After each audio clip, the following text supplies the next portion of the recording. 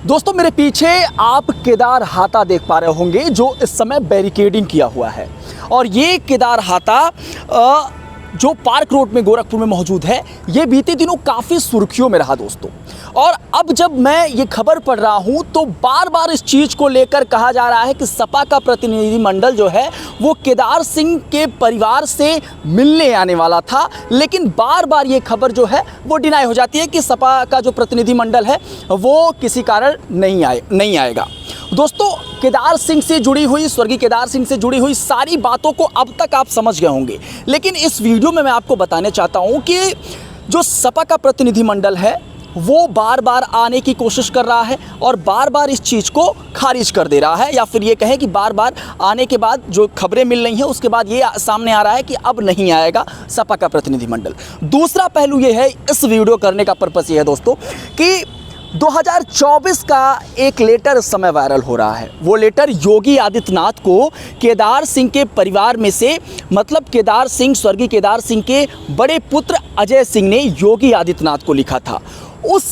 जो खासकर लेटर था उसका कुछ अंश मैं आपको समझा देता हूं, उसका पर्पस क्या था। दरअसल योगी आदित्यनाथ को लिखे इस पत्र में ये कहा गया था कि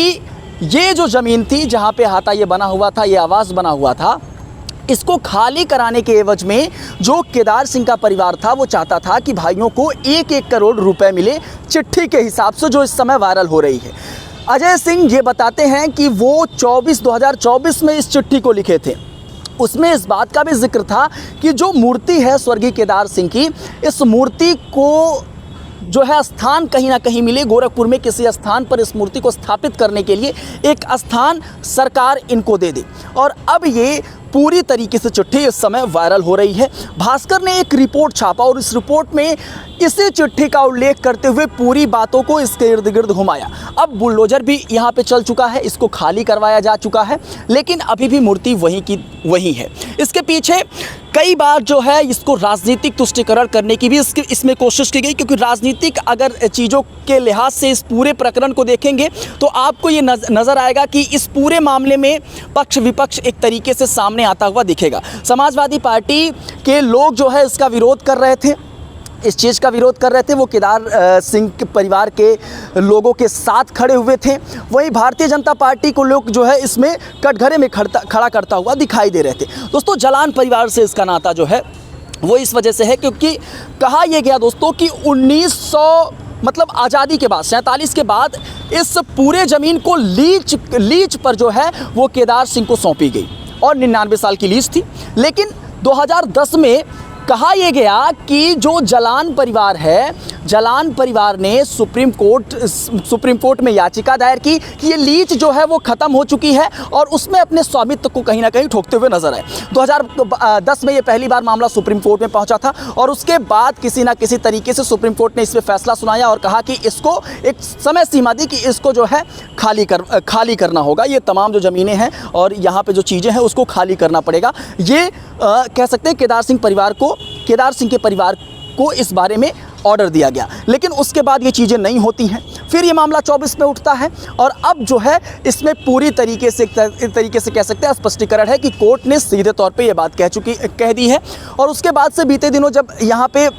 जो है श्रद्धांजलि सभा थी या फिर एक पुण्यतिथि थी जब, तो उस दौरान जो है यहाँ पे जब माल्यार्पण करने के लिए तमाम समर्थक जो है जुटे थे तो भी बहुत बखेड़ा खड़ा हुआ था, बड़ा मामला हुआ था और बैरिकेडिंग लगा के पुलिस ने इसको रोका। लेकिन अब जो मामला आ रहा है उसमें समाजवादी पार्टी का जो प्रतिनिधिमंडल है वो बार बार आने की कोशिश कर रहा है, उस जगह पर ये कहने की कोशिश कर रहा है कि वो केदारनाथ सिंह के परिवार से जो है वो मिलना चाहता है, उनके सुख दुख बांटना चाहता है, वो कहाँ पे रहेंगे, वो कैसे आगे अपने जीवन बसर करेंगे, इसके लिए समाजवादी पार्टी का प्रतिनिधिमंडल यहाँ आना चाह रहा था। लेकिन ये भी दबे पाँव कहा जा रहा है दोस्तों, ये दबी आवाज़ में ये चीज़ें कही जा रही हैं कि जो समाजवादी पार्टी है उससे केदार सिंह नाथ का परिवार जो है, केदारनाथ सिंह का परिवार जो है वो मिलना नहीं चाहता है। ये भी दबे आवाज़ में इस बात की चर्चा हो रही है। तो बीते दिनों जो ये केदार हाथा बहुत सुर्खियों में था, उसको लेकर ये खबर काफ़ी हैरान करने वाली है कि समाजवादी पार्टी बार बार यहाँ पे आने के लिए जो है उत्सुक है। लेकिन क्या विशेष कारण है जिसकी वजह से समाजवादी पार्टी का प्रतिनिधिमंडल जो है वो बार बार यहाँ पे आने का प्लान बना रहा है, फिर अपनी योजना को टाल दे रहा है। और उसके बाद इस चिट्ठी का वायरल होना भी एक तरीके से ये कह सकते हैं कि उस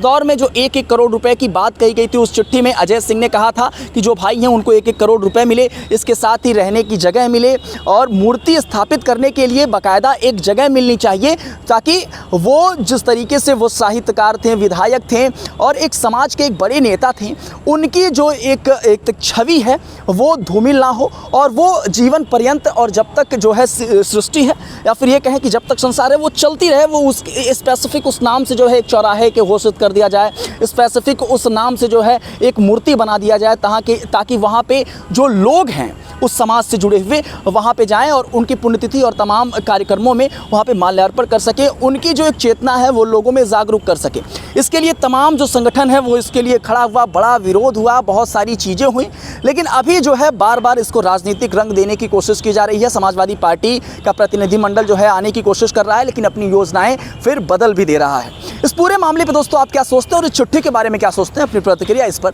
ज़रूर दीजिएगा। बने रहे बेधड़क खबर के साथ। मैं था आपके साथ विक्की सिंह।